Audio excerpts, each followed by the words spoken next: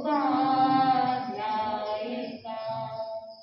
श्री सिद्धांत सुपाठ्यका मुनिवरा रत्नत्रया राधिका पंचैते परमेशिनं प्रतिदिनं कुर्वन्तु नो मंगलम् कुर्वन्तु नो मंगलम्।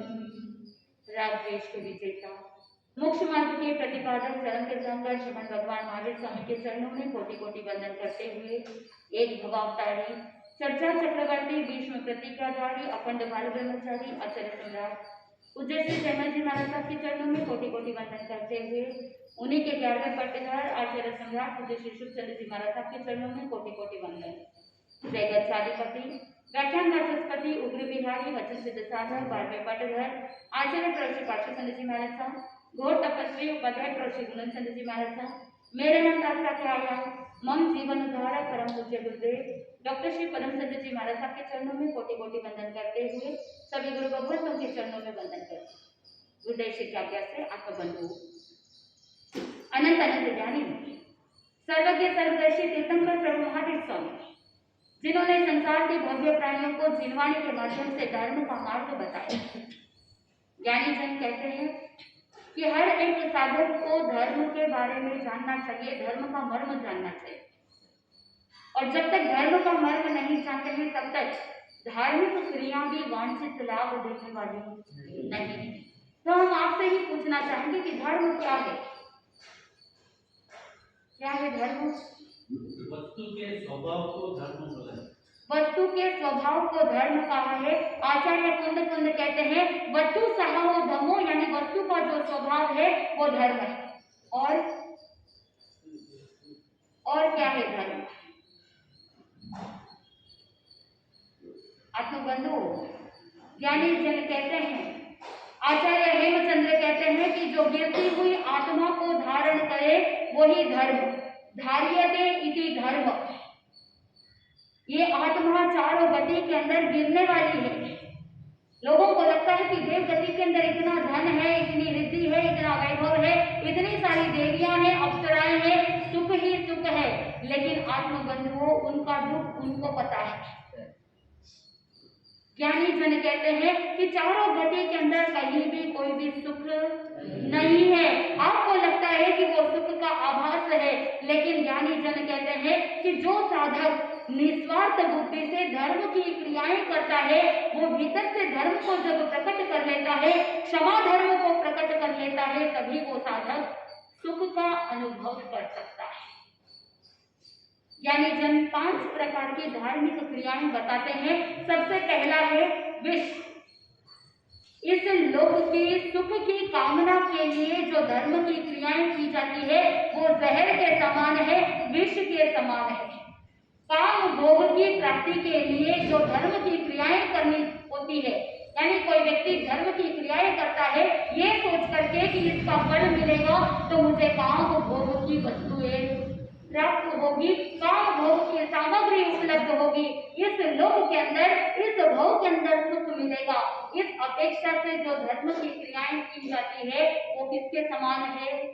विष के समान है। तो पहली धार्मिक क्रिया किसके समान है? विष। दूसरा है गरल। परलोक की सुख की चाहना के लिए धर्म की क्रियाएं करना। धर्म की क्रियाएं करेंगे, धर्म करेंगे तो आने वाला भव कैसा रहेगा? सुख सुविधाओं के साथ रहेगा। ऐसी कामना रख करके धर्म की क्रिया करना क्या कहा जाता है? गरल। तो सबसे पहला है विष, दूसरा है गरल। तो यह लोग की सुख की कामना करते हुए धर्म करना वो भी गलत है, और परलोक की कामना करते हुए धर्म करना भी क्या है? गरल है, त्याग करने योग्य है। इसीलिए आप जब छोटी संलेखना के अंदर संलेखना संसारा के जो 5 अतिचार है, उन 5 अतिचारों में क्या कहते हैं? यह लोगा संसर्गोगे, परलोगा संसर्गोगे, वीर्या संसर्गोगे, मरणा संसर्गोगे और काम भोगा संसर्गोगे। इसका मतलब क्या है? भगवान ने बताया कि संलेखना संधारा करते समय मन के अंदर ये चिंतन किया कि वहां पर कहीं भी व्यक्ति अगर सोचता है कि मैं संधारा ग्रहण करूं तो यह लोग का जो भी प्रॉब्लम है वो सब क्या हो जाएगा? सॉल्व हो जाएगा। और परलोक की कामना करना वो भी क्या है? अतिचार है। न इस लोक की कामना करना, न परलोक की कामना करना। और आगे क्या बताते हैं? जीविया संसर्ग यानी जीने की इच्छा भी नहीं रखना और मरने की भी आकांक्षा नहीं रखना। कुछ ऐसे लोग होते हैं मन में सोचते हैं कि मुझे तो बहुत लंबा जीना है, बहुत मस्ती करनी है, बहुत मौज करना है, बहुत ऐशो आराम से जीना है, इसीलिए मुझे क्या करना है? जीना है। ज्ञानी जन ने कहा कि साधक जो आत्मार्थी होता है, जो परमार्थी होता है, वो इस तरह का चिंतन नहीं करता। और चौथा बताते हैं मरना संसर्ग यानी मरने की आकांक्षा नहीं रखना। कुछ लोग होते हैं जो शरीर के अंदर रोग हो जाता है, बीमारी हो जाती है, तो वो क्या सोचते हैं? मर जाए तो अच्छा है। दूसरों के लिए भी सोचते हैं और खुद भी ऐसा सोच लेते हैं, नेगेटिविटी में चले जाते हैं, डिप्रेशन में चले जाते हैं और बोल देते हैं मैं कब मरूं, कैसे मरूं, वैसा सोचते हैं कि जल्द से जल्द मर जाऊं तो ये क्या हो जाएगा? पीड़ा दूर हो जाएगी। लेकिन ज्ञानी जन कहते हैं कि मृत्यु हर एक समस्या का समाधान नहीं है। अगर मृत्यु को प्राप्त करने पर समस्या का समाधान होता तो फिर हर कोई क्या करता? हर कोई सोचता कि मैं मर जाऊं। लेकिन आत्मबंधुओं, इस तरह के जो परिणाम होते हैं, जो मरण की आकांक्षा करने वाला होता है, वो अपनी आत्मा की दुर्गति कर देता है, आत्मा का पतन कर देता है। इसीलिए ज्ञानी जन ने कहा कि विष के समान धार्मिक क्रिया भी नहीं करना और गरल के समान भी नहीं करना। यानी यह लोक की कामना के लिए और परलोक के सुख के लिए जो धर्म की क्रियाएं की जाती है वो ज्यादा अधिक लाभ देने वाला नहीं है। तीसरे प्रकार की धार्मिक क्रिया है अनुष्ठान, यानी देखा देखी करना। उसने किया है तो मैं भी कर रहा हूं, उसने जाप किया तो मैंने भी किया, उसने तपस्या करी तो उसका देखा देखी करते हुए क्या किया? खुद ने भी तपस्या कर ली। किसी ने अठाई की और अठाई करने पर उनके घर में बहुत सारा महोत्सव मनाया गया, वरघोड़ा निकाला गया, गीत का आयोजन किया गया और प्रीति भोज भी किया, स्वजन परिजनों को बुलाया और इतना सब कुछ करने पर व्यक्ति ने देखा और मन में सोचा कि मैं भी अठाई करूं तो मेरे परिवार वालों को भी बुलाएंगे, मेरे ससुराल के अंदर बहुत सारा ऐसे गीत भोज आदि का कार्यक्रम होगा, तो इसीलिए मन के अंदर क्या भाव आते हैं कि मैं भी अठाई करूं। ये किस प्रकार की धार्मिक क्रिया है? अनुष्ठान, जहां पर अज्ञानता के कारण से अज्ञानवश देखा देखी करना। फलान चंद जी ने इतने आगम कंठस्थ किए हैं तो मुझे भी क्या करना है? कंठस्थ करना है। जब वो इतने ज्ञानी होते हैं तो सभी जगह पर सम्मान को प्राप्त करते हैं, सभी लोग उनको रेस्पेक्ट करते हैं, इज्जत देते हैं, सत्कार करते हैं। इसलिए मुझे भी क्या करना है? देखा देखी, मुझे भी ज्ञान सीखना है और सब लोगों के सामने मुझे भी ऐसा टाइटल मिले कि देखो फलान चंद जी को इतने सारे ठोकरे आते हैं। आत्मबंधु पूज्य गुरुदेव डॉक्टर श्री पदमचंद जी महाराज साहब कहते हैं कि धर्मात्मा कहलाना बहुत आसान होता है, लेकिन धर्मात्मा बनना उतना ही दुष्कर होता है। कि अगर आप पहली पंक्ति में प्रतिदिन बैठोगे, मुपत्ती बांध करके बैठोगे और प्रवचन सुन रहे हो, कितना अंदर गया है ये पता नहीं, लेकिन अगर डेली अटेंडेंस हो, 100% अटेंडेंस मिल जाता है तो स्कूल के अंदर क्या मिलता है? फर्स्ट प्राइज मिलता है। स्कूल के अंदर अटेंडेंस का भी अवार्ड होता है। तो अगर कोई बच्चा 100% अटेंडेंस देता है तो वहां पर उसे अवार्ड दिया जाता है, प्राइज दिया जाता है। और यहाँ पर भी आपको क्या मिलता है? आपको भी अवार्ड मिलता है। कौन सा अवार्ड? कि फलान चंद जी बहुत धर्मात्मा है, रोज प्रवचन में आते हैं, रोज पहली पंक्ति में बैठते हैं और प्रवचन सुनते हैं। अंदर कितना गया है, जीवन में कितना परिवर्तन आया है ये पता नहीं। इसलिए ज्ञानी जन कहते हैं कि धर्मात्मा कहलाना बहुत आसान है, लेकिन भीतर से धर्मात्मा बनना उतना ही दुष्कर है, उतना ही मुश्किल है। लेकिन उस मुश्किल को आसान करने के लिए हमको जो ये 5 प्रकार की धार्मिक क्रियाएं हैं उनमें छोड़ने योग्य को छोड़ देना और ग्रहण करने योग्य को ग्रहण कर लेना। तो पहला है विष, दूसरा गरल, तीसरा है अनुष्ठान और चौथा बताया जाता है तद्धेतु।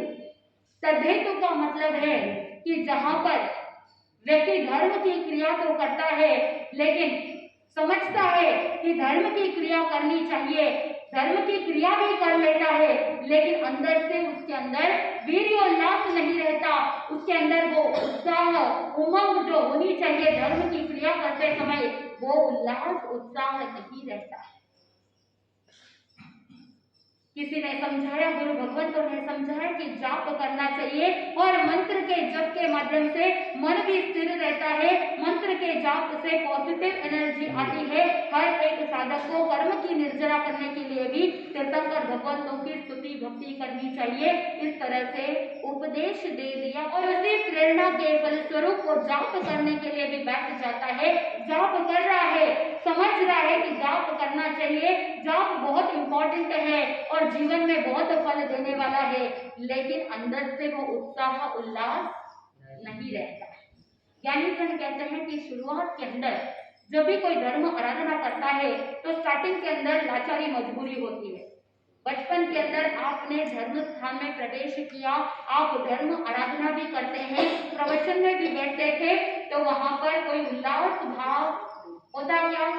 नहीं होता, समझ भी नहीं होती, कभी प्रभावना का प्रलोभन होता तो कभी प्राइज लेने का उत्साह होता, लेकिन धर्म कार्य के अंदर उत्साह नहीं होता। तो जब भी कोई धर्म की क्रिया की शुरुआत होती है तो पहले रुचि नहीं होती, पहले लाचारी मजबूरी होती है, लेकिन फिर बाद में धर्म करते करते जाप करते करते मनोगत भाव भी क्या हो जाते हैं, मनोगत भाव भी बदल जाते हैं और जैसे ही भाव बदले धीरे धीरे भीतर से समझना प्रारंभ होता है और फिर रुचि जागृत हो जाती है। लेकिन ये प्रोसेस है, बचपन में जो रुचि नहीं थी करते करते करते आगे चल करके वो रुचि भीतर से जागृत हो जाती है। तो कोई अगर ऐसा तर्क देवे कि केवल प्रभावना के लिए आते हैं, केवल प्राइज के लिए आते हैं, केवल खेलने कूदने के लिए आते हैं, तो उस समय उनको रोको मत, उनको टोको मत, क्योंकि धर्म कार्य करना या धर्म की क्रिया करना, धर्म आराधना करना पहले शुरुआत में इतना इजी नहीं होता। वो बिना इच्छा से शुरुआत करता है, लेकिन जैसे जैसे करता जाएगा अनिच्छा से करता हुआ भी वो फल को प्राप्त करता है। ऐसा फल प्राप्त करता है कि मनोगत भाव बदल जाते हैं और फिर धीरे धीरे अंदर से समझना प्रारंभ होता है और रुचि जागृत हो जाती है। इसीलिए कोई भी साधक किसी भी अपेक्षा से धर्म स्थान में आ रहा हो, किसी भी लक्ष्य के साथ आ रहा हो, फिर भी उसे कभी भी जीवन में रोकना टोकना नहीं चाहिए। बच्चे भले ही किसी भी लक्ष्य के साथ आ रहे हो, आने दीजिए, उनका जो भी कदम है, उनके कदम धर्म स्थान में पड़ रहे हैं तो वो अच्छी बात है, पुण्यवाणी का ही स्रोत है, पुण्यवाणी है, इसीलिए धर्म स्थान में उनके कदम पड़ते जा रहे हैं। तो इसीलिए ज्ञानी जन ने कहा कि ये चौथे प्रकार की जो धर्म की क्रियाएं है तद्धेतु, जिसमें व्यक्ति समझता है, धर्म की क्रियाएं भी करता है, लेकिन उल्लास नहीं होता। और पांचवें प्रकार की धार्मिक क्रिया है अमृत, जहां पर समझ भी है, वीर्य उल्लास भी है, उत्कृष्टता के साथ, उत्साह उमंग के साथ, प्रसन्नता के साथ वो समझ करके धर्म की क्रियाएं करते हैं। कोई भी त्याग व्रत प्रत्याख्यान ग्रहण करते हैं तो सोच समझ करके धर्म की क्रियाएं करता है और वो जानता है कि जीव अजीव आदि जो 9 तत्व है उनको समझता है और समझ करके जो क्रियाएं की जाती है वो किसके समान होती है, वो अमृत के समान होती है। अमृत का मतलब क्या है? अमृत यानी मरने नहीं देता। ठीक उसी प्रकार जो अमृत के समान धर्म की क्रियाएं हैं, जिसमें समझ है और उत्साह उमंग है, ऐसी धर्म की क्रिया जीव को क्या कर देता है? आत्मा को अमर कर देता है, आत्मा को परमात्मा कर देता है। तो आप स्वयं चिंतन कीजिए कि आपकी जो धार्मिक क्रियाएं हैं वो इन 5 कैटेगरीज में से किसमें आती है। अगर पहले के कैटेगरीज में आ रहे हैं तो अब समय आ गया है कि आप क्या करो, अपनी धार्मिक क्रियाओं को अमृत के समान शुद्ध कर दो, और जैसे जैसे हम जीवन में आगे बढ़ते हैं वैसे वैसे हमारी धार्मिक क्रियाएं क्या होनी चाहिए, अशुभ से शुभ की ओर जानी चाहिए और शुभ से शुद्ध की ओर जानी चाहिए। जैसे जैसे हम महापुरुषों के जीवन चरित्र को सुनते हैं तो हमारी धार्मिक क्रियाएं श्रद्धा से ओतप्रोत हो जाती है और वही धार्मिक क्रियाएं शुद्ध होती जाती है। तो विवेचना चल रही थी प्रभु महावीर स्वामी के पहले चातुर्मास के अंदर किस तरह से उन्होंने शूलपाणी यक्ष पर विजय प्राप्त किया, शूलपाणी यक्ष को बिना उपदेश ही बोध दे दिया। अब वहां से चातुर्मास कंप्लीट करके चातुर्मास के दौरान 15-15 दिन तक अर्धमास तक उपवास करते हुए 8 अर्धमास गमन करते हुए वो वहां से विहार कर जाते हैं। विहार करके मोराक ग्राम में बाहर उद्यान के अंदर टहलते हैं, प्रतिमा को धारण करके ध्यानस्थ खड़े हैं, और इधर उस मोराक ग्राम में एक अचंदक नाम का पाखंड रहता है। वो पाखंड क्या करता है, अपने मंत्र तंत्र के माध्यम से लोगों में अपनी धाक जमाए हुए है और अपनी जीविका ऐसे ही आजीविका चला रहा है। आत्मबंधु, कभी वो ब्राह्मण वो तापस कहीं से भिक्षा लेकर के आ जाता और ऐसे ही मंत्र तंत्र के प्रयोग से वो अपनी आजीविका चलाता। भगवान महावीर स्वामी के सेवा में उनका सांसारिक मासी का पुत्र जो सिद्धार्थ व्यंतर देव था सेवा में, वो सिद्धार्थ व्यंतर ने देखा इस अचंदक का पाखंड देख करके उससे सहन नहीं हुआ। उन्होंने सोचा कि मुझे इसके पाखंड का क्या करना चाहिए, खुलासा करना चाहिए, इसकी पोल खोलनी चाहिए। तो इसीलिए वो सिद्धार्थ वहां पर राह में एक ग्वाला चल रहा था, उस ग्वाले को रोका और रोक करके कहा कि तुमने आज सुबह सुबह की काम खाई है और जब तुम बैल को चराने के लिए गए थे तो वहां पर रास्ते में तुमने सांप देखा था और तुम घबरा गए थे, और पिछली रात्रि के समय में तुम्हें नींद तो आई लेकिन सपने के कारण से तुम स्वप्न में खूब रोया। इस तरह से बोल करके उस सिद्धार्थ व्यंतर ने उस ग्वाले को पूछा कि बताओ कि ये सारी बातें सही है या गलत है। ग्वाला बहुत चकित रह गया, शॉक्ड हो गया कि जो भी बातें इसने बताई है सब कुछ क्या है, सत्य है। वो सिद्धार्थ व्यंतर तो अदृश्य रूप से अपनी वाणी से बोल रहा था, लेकिन ग्वाले को पता नहीं था कि कौन बोल रहा है। उसे लगा कि भगवान महावीर स्वामी बोल रहे हैं। आत्मबंधु, जैसे ही गोपालक ने हुंकारा भरा कि आपने जो भी बातें कही वो बिल्कुल सत्य है, और वो ग्वाला वहां से जाता है गांव के अंदर, गांव में जाकर के सभी लोगों को प्रचार करता है, कहता है कि गांव के बाहर उद्यान के अंदर एक महात्मा जी ध्यानस्थ खड़े हैं और वो तो ऐसी ऐसी बातें बताते हैं जो गुप्त है, मेरी निजी बातें जो किसी को पता नहीं, ऐसी बातों का भी उन्होंने खुलासा कर दिया। इसीलिए वहां पर लोगों में ऐसा प्रचार हो गया, गांव के लोग उमड़ उमड़ करके आने लगे और भगवान महावीर स्वामी को वंदन करने लगे।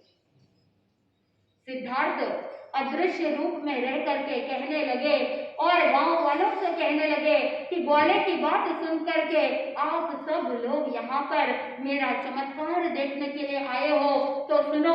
और ऐसा बोल करके जितने भी वहां पर लोग थे, अनेक लोगों के भूतकाल में जो भी ऐसी घटनाएं घटी थी उन सब के बारे में सुनाने लगा, और कुछ कुछ लोगों को तो भविष्य में जो घटना घटने वाली है उसके बारे में भी बता दिया। अब जैसे जैसे बातें बताता सिद्धार्थ व्यंतर देव तो सभी लोग और ज्यादा भीड़ लगने लगी और लोग आने लगे।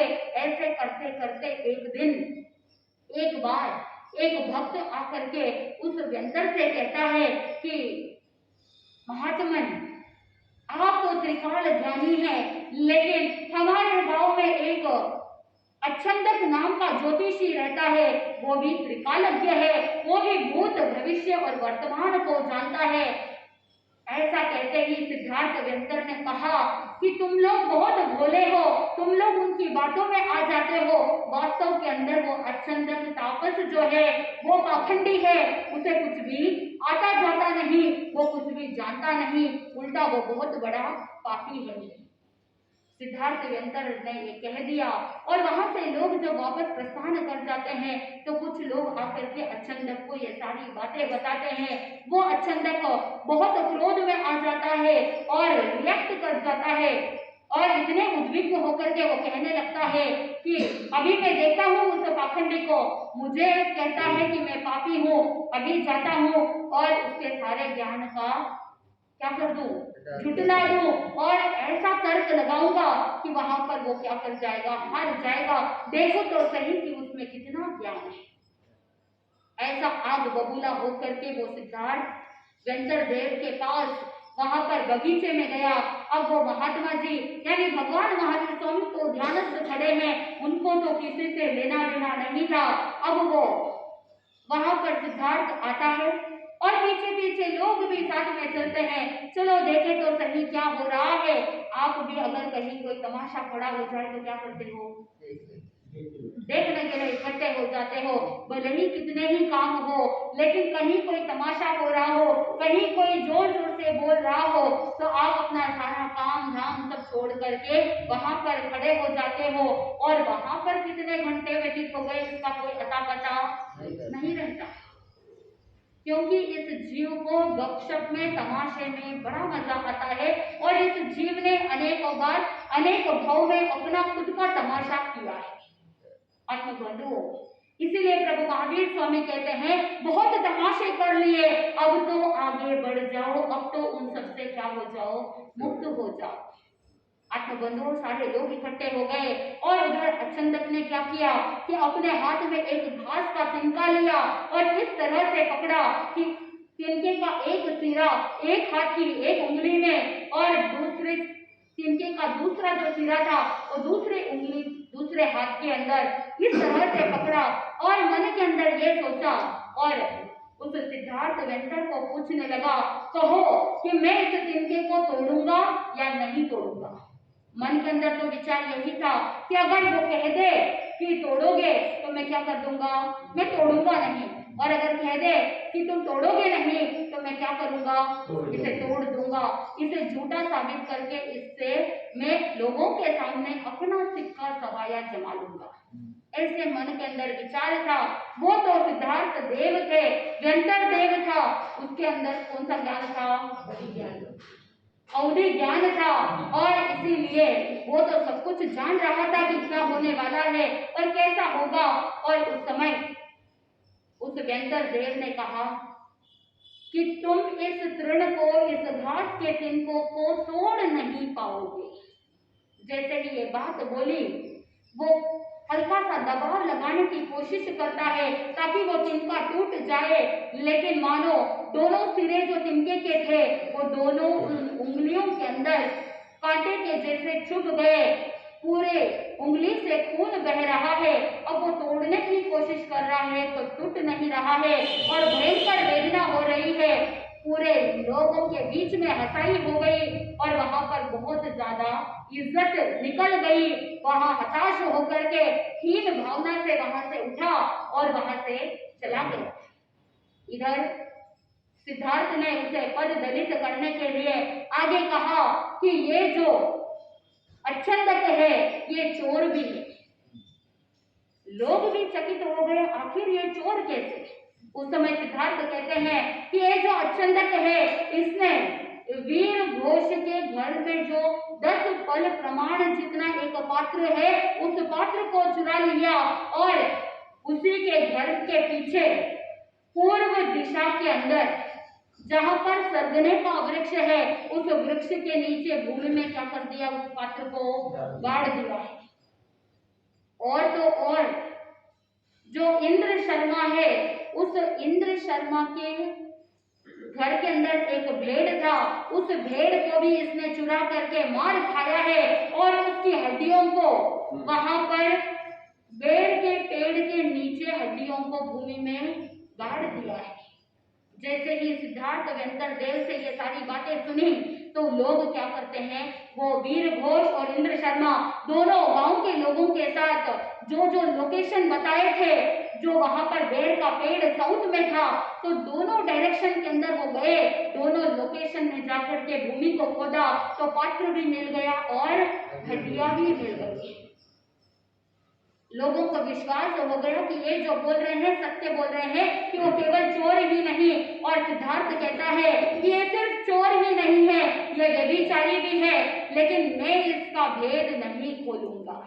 लोगों ने बहुत आग्रह किया, बहुत रिक्वेस्ट की, बहुत फोर्स किया कि ये व्यभिचारी कैसे, इसकी बात बताओ, खुलासा करने के लिए कहा। तो उसने आखिर सिद्धार्थ ने कहा कि मैं इसका खुलासा नहीं करूंगा, अगर तुमको सत्य बात पता लगनी है तो तुम चले जाओ उसकी पत्नी के पास, उसकी पत्नी उसकी सारी बातें बता देगी। लोग गए उसकी पत्नी के पास और जाकर के देखो, संयोग ऐसा था कि कुछ टाइम पीरियड पहले ही पति पत्नी के बीच में बहुत लड़ाई हुई थी और वो थक हार करके पत्नी गुस्से में थी, पति के ऊपर रुष्ट थी और गुस्से में रह करके रो रही थी क्योंकि पति ने उसको मार पीट की थी। एक तरफ क्रोध है, दूसरी तरफ ईर्ष्या के अंदर मचल रही है। ऐसी अवस्था में जब लोग गए, लोगों ने देखा उसकी पत्नी को, तो वहां पर सहानुभूति पूर्वक पूछा कि भाई तुम क्यों रो रही हो, क्या कारण है। उस समय पहले से ही वो ईर्ष्या से भरी हुई थी, गुस्से से भरी हुई थी और उस समय उसने कह दिया कि ये दुष्ट जो है ये अपनी बहन के साथ ही काम भोग का सेवन करता है और मुझे घृणा की दृष्टि से देख करके मुझे मारपीट करता है, ऐसा दुष्ट है मेरा पति। ऐसा बोल करके वो वहां से चली जाती है। गांव के लोगों ने निंदा की, गांव के लोगों ने उसे पद दलित कर दिया और उसे गांव से बाहर जाने के लिए कह दिया। लेकिन अब वो गांव के बाहर जाए तो कैसे जाए, अब उसे भिक्षा मिलनी भी क्या हो गई, बंद हो गई। हीन भावना के साथ खिन्नता पूर्वक रह रहा है और एक बार उसने सोचा कि मेरे जीवन में ये सब कुछ हो रहा है तो इसके पीछे कारण कौन। उसको तो सिद्धार्थ देव के बारे में पता नहीं। उसने सोचा कि उद्यान में जो महात्मा जी खड़े हैं ध्यान में, उनके कारण से मेरे जीवन में इतना सब कुछ हो रहा है, मैं घृणित हो गया हूँ, मैं पद दलित हो गया हूँ, अब मुझे कुछ करना चाहिए। जब उसने देखा कि वातावरण में कोई व्यक्ति नहीं है, एकांत है, उस समय वो अचंतक जाता है भगवान महावीर स्वामी के पास और जाकर के कहता है कि आपने मेरी आजीविका खत्म कर दी है, आपके कारण से मेरी आजीविका अब खतरे में है, मैं पूरे गांव के लोगों से घृणित हूँ, निंदित हूँ और पद दलित भी हो गया हूँ, मुझे खाने को रोटी भी नहीं मिल रही है। आप तो महात्मा है, आपका यश सब जगह पर हो जाएगा, आप जहां पर भी जाएंगे लोग आपका सम्मान करेंगे, लेकिन मैं सिर्फ इस गांव के अंदर ही रहा हुआ हूँ, इसलिए मैं सिर्फ इस गांव के अंदर ही जानता हूँ, मेरी आजीविका यहीं पर चल सकती है, मेरा सम्मान यहीं पर था। अगर मैं कहीं दूसरी जगह पर चला जाऊंगा तो वहां पर तो कोई मुझे जानता नहीं, तो मैं कैसे आगे जीवन जीऊंगा। इसीलिए आप अगर यहाँ से दूसरी जगह पर पधार जाएंगे तो फिर मैं अपनी आजीविका वापस क्या कर सकता हूँ, चला सकूंगा। इसीलिए मेरा आपसे निवेदन है कि आप यहाँ से कहीं दूसरी जगह पर प्रस्थान करें। जैसे ही अचंतक की प्रार्थना सुनी, भगवान महावीर स्वामी को उनकी प्रतिज्ञा याद आ गई। जिस समय वो द्विजंतक तापस के आश्रम से निकले थे, उस समय उन्होंने प्रतिज्ञा ग्रहण की थी कि अप्रीतिकारक स्थान में वो कभी भी नहीं रहेंगे। अब यहाँ पर कोई प्रीति भाव तो नहीं है, अप्रीतिकारक स्थान समझकर उन्होंने यही चिंतन किया। प्रभु महावीर स्वामी ने सोचा कि मुझे यहाँ से प्रस्थान कर जाना चाहिए। आत्मबंधुओं, भगवान महावीर स्वामी उस मोरास ग्राम से विहार करते हुए आगे वाचाल ग्राम में पहुंचते हैं। वाचाल ग्राम की ओर उन्होंने विहार किया और कहते हैं कि वाचाल ग्राम जो है वो गांव दो वाचाल गांव बताए जाते हैं कि जिस तरह से एक रुप्य वालुका और स्वर्ण वालुका ऐसे जो नदी है, उस नदी के दक्षिण दिशा में एक वाचाल है और उत्तर दिशा में एक वाचाल है। इस तरह से प्रभु महावीर स्वामी को दक्षिण वाचाल से उत्तर वाचाल की ओर जाना था और वहां से विहार कर गए। कहते हैं कि स्वर्ण वालुका नदी के तट पर जो इंद्र महाराज ने दीक्षा के समय में जो देवदूष्य वस्त्र दिया था और उस सोम ब्राह्मण को आधा वस्त्र वहां पर दीक्षा के तुरंत बाद दे दिया था और 1 वर्ष 1 माह व्यतीत हो गया। अब प्रभु महावीर स्वामी उस स्वर्ण वालुका नदी के तट पर जैसे ही पहुंचे, वहां पर एक कंटीली झाड़ी के ऊपर उनका जो आधा वस्त्र बाकी शरीर पर था वो वहां पर अटक करके नीचे गिर गया और कहते हैं कि वो सोम ब्राह्मण वहां से उस वस्त्र को उठा करके ले जाता है। आत्मबंधुओं, जैसे ही प्रभु महावीर स्वामी दक्षिण वाचाल से उत्तर वाचाल की ओर विहार कर रहे थे, विहार करते करते वहां पर कहते हैं कि 2 मार्ग है। वाचाल में पहुंचने के लिए 2 मार्ग बताए जाते हैं।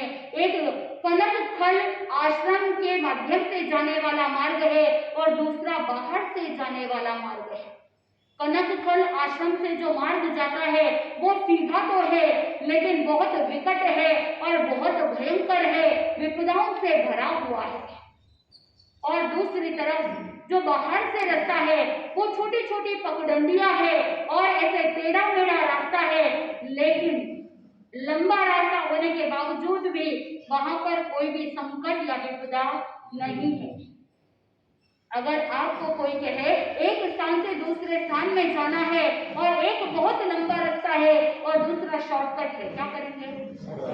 शॉर्टकट रास्ता अपनाएंगे। और अगर रास्ता सीधा नहीं है, थोड़ा सा टेढ़ा मेढ़ा है, तो आप सोचोगे कोई बात नहीं, शॉर्ट है तो जल्दी पहुंच जाएंगे, तो आप ऐसे विकट रास्ते को अपना लोगे। वही अगर कोई कह दे कि दूसरा रास्ता जो है वो लंबा है लेकिन हाईवे है, आराम से जा सकते हो, सिर्फ 15-20 मिनट एक्स्ट्रा लगेंगे, क्या करोगे? आप सोचोगे कि शॉर्टकट में जाते हैं तो जल्दी पहुंच जाएंगे, कोई बात नहीं, थोड़ा सा ही तो कष्ट सहन करना है, सहन कर लेंगे। भगवान महावीर स्वामी का लक्ष्य कुछ और था। भगवान महावीर स्वामी ने बाहर का रास्ता नहीं लिया, भगवान महावीर स्वामी ने उस आश्रम का रास्ता लिया। आश्रम का रास्ता सीधा सीधा था। आत्मबंधुओं, जैसे ही भगवान महावीर स्वामी उस भयानक जंगल की ओर जा रहे थे, वहां पर वृक्ष की छाया में कुछ ग्वाले बैठे थे। जैसे ही ग्वालों ने देखा कि कोई श्रमण है, कोई साधु है जो इस घने जंगल की ओर जा रहे हैं, उस कनकथल आश्रम में जा रहे हैं, तो उस समय उन्हें रोक दिया। वो गोपालक उनको देख करके विचार करने लगे कि ये कौन है, ऐसे कौन से साधु है जिनके चेहरे पर इतनी कांति है, उनके शरीर से इतनी कांति युक्त आभा निकल रही है, मानो कि प्रभात काल का बाल सूर्य उस दिशाओं को आलोकित कर रहा हो, मानो कि प्रभु महावीर स्वामी के शरीर से ऐसी कांति फैल रही थी कि पूरे जंगल में प्रकाश ही प्रकाश होने लगा। देखा उन गोपालकों ने कि उनके आंखों में कितना तेज है, उनके आंखों से करुणा का अमृत सागर बह रहा है और चेहरे पर कितना तेज है और उनके धीर गंभीर युक्त बढ़ते हुए कदम उस जंगल की ओर जा रहे हैं। जैसे ही उन्हें देखा, मन के अंदर विचार आने लगे कि उस जंगल में जाएंगे तो वो जिंदा लौटेंगे नहीं, बेचारे मर जाएंगे, वहां पर बहुत भयंकर विषधर सर्प रहता है, ऐसे जंगल के अंदर चले जाएंगे तो मारे जाएंगे, इसीलिए इन्हें क्या करना पड़ेगा?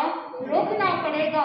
तो वो गोपालक जा करके विनती करते हैं कि महात्मन, आप यहाँ मत जाइए, आप तो बाहर से लंबे रास्ते से चले जाइए, क्योंकि जिस रास्ते से आप जा रहे हैं वहां पर कनकथल आश्रम है और उस आश्रम के पास कौन रहता है?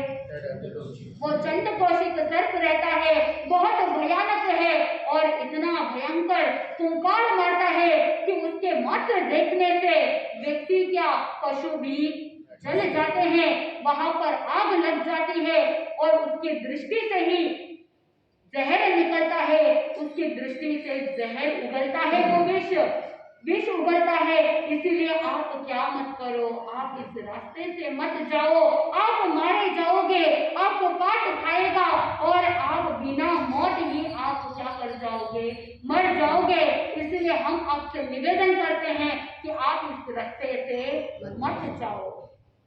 लेकिन प्रभु महावीर स्वामी देख रहे थे कि उन गोपालकों के चेहरे को देख रहे थे, उनके चेहरे से, उनके भीतर से सहज रूप से सहृदयता जागृत हो रही थी। प्राणी मात्र के प्रति करुणा की भावना रखने वाले प्रभु महावीर स्वामी ने देखा कि उन गोपालकों के मन में मेरे लिए हित की भावना है। वो चाहते हैं कि मैं इस तरह का भयानक जंगल में प्रवेश न करूं। लेकिन भगवान तो भगवान थे, वो तो जानते थे कि किस लक्ष्य से वो जा रहे थे। भगवान महावीर स्वामी मौन थे और अड़िग थे। उन्होंने जीवन के अंदर कभी हार नहीं मानी और अपने लक्ष्य से पीछे मुड़ना उन्होंने कभी नहीं सीखा। आप भी लक्ष्य बनाते हैं कि नहीं बनाते? आप भी बनाते हैं और पर्युषण भी आने वाले हैं, तो आप भी कुछ ना कुछ लक्ष्य तो बना ही रहे होंगे कि पर्युषण में तपस्या करेंगे। कुछ लोगों ने सोचा होगा कि पर्युषण में 28 करेंगे, 9 की तपस्या करेंगे, पचरंगी के अंदर लाभ लेंगे। लेकिन फिर लक्ष्य से आप क्या हो जाते हो, विचलित हो जाते हो। संकल्प में विकल्प आ जाता है, हुआ तो ठीक है और नहीं होगा तो क्या करेंगे। अगर बीच में देखो श्रावण जी कितने सरलता से कह रहे हैं नहीं होगा तो और क्या करेंगे, प्रार्थना कर लेंगे। आत्मबंधुओं, जब साधक के मन में संकल्प के बीच में विकल्प आता है तो वो विकल्प के कारण से सिद्धि की प्राप्ति नहीं होती है। अगर सिद्धि की प्राप्ति करनी है तो संकल्प के अंदर कोई भी विकल्प नहीं होना चाहिए। प्रभु महावीर स्वामी ने जीवन के अंदर अपने लक्ष्य से पीछे मुड़ना कभी नहीं सीखा था। वो तो मृत्यु को पराजय करने के लिए निकले थे, मृत्यु पर विजय प्राप्त करने के लिए निकले थे। उनका लक्ष्य था कि उस चंड कौशिक सर्प को बोध देना है, जो पूर्व भाव के अंदर एक संत थे, एक साधु थे।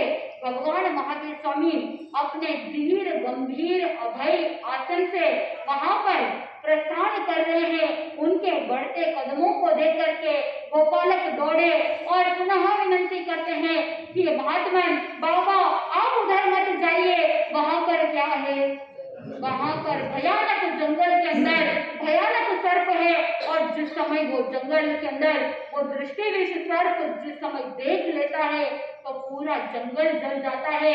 उसके उस विष के कारण से ही आप देख रहे हो कि ये पूरा जंगल कैसा पड़ा है, जला हुआ पड़ा है, सूखा है और निर्जन है। यहाँ पर कोई भी लोग आते जाते नहीं है। पूरा जंगल, ये जो प्रदेश है, ये पूरा प्रदेश उजाड़ हो गया है।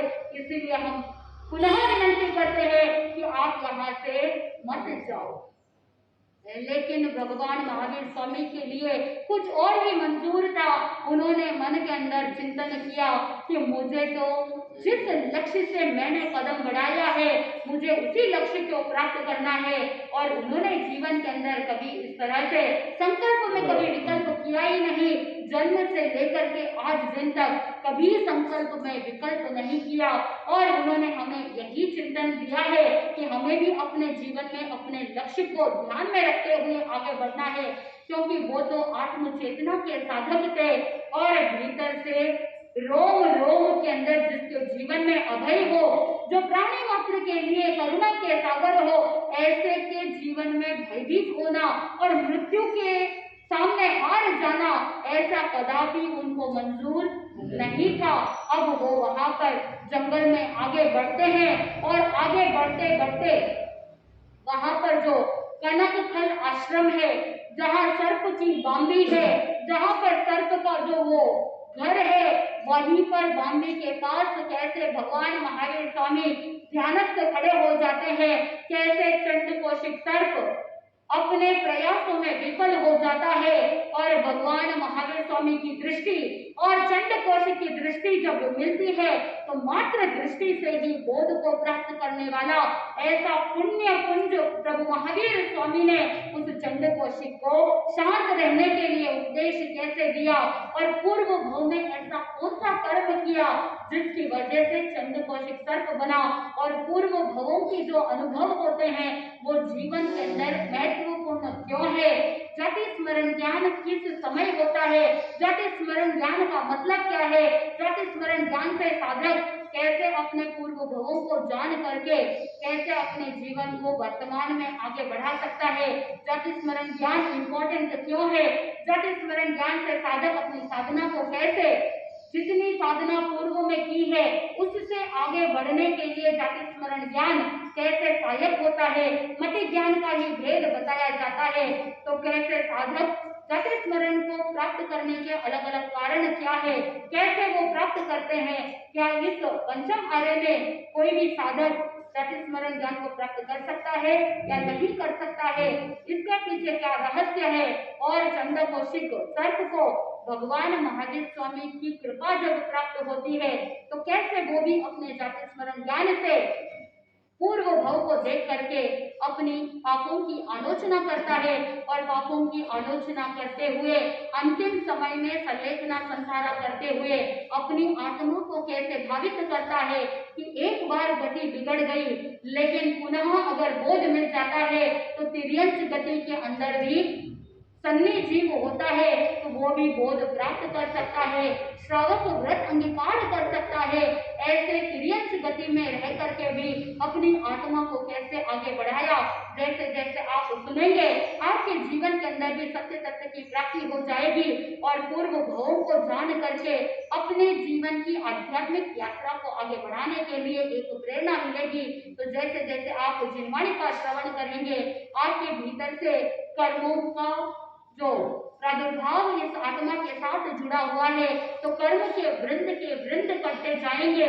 यानी जन कहते हैं कि अगर एक सामयिक जितने समय तक आप जिनवाणी का श्रवण करते हैं तो साथ में स्वाध्याय का भी सहज लाभ मिल जाता है।